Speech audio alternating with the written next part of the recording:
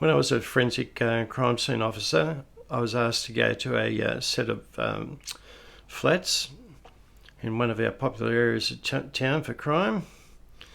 When I got down there, there was a bunch of young ladies and some very new babies living in the squalor of this unit. They had hardly any furniture. They had, instead of mats, they had newspaper laid everywhere. They were sleeping on mattresses on the floor. The whole thing was disgusting. It was appalling.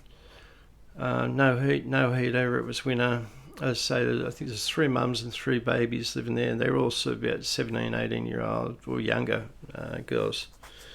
So I spoke to them about the breaking in, and they said, "Oh, that's because we can't lock the front door. The front door lock's been broken."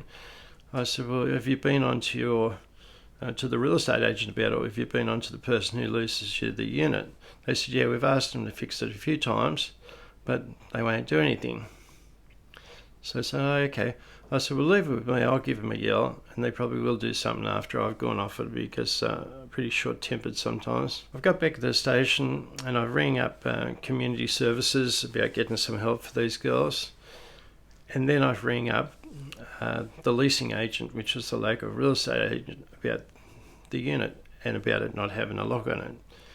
And I've gone off my brain at this guy.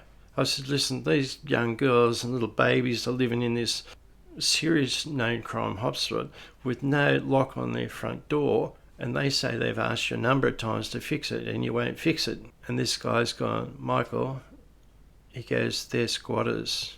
We've been trying to get rid of them for months."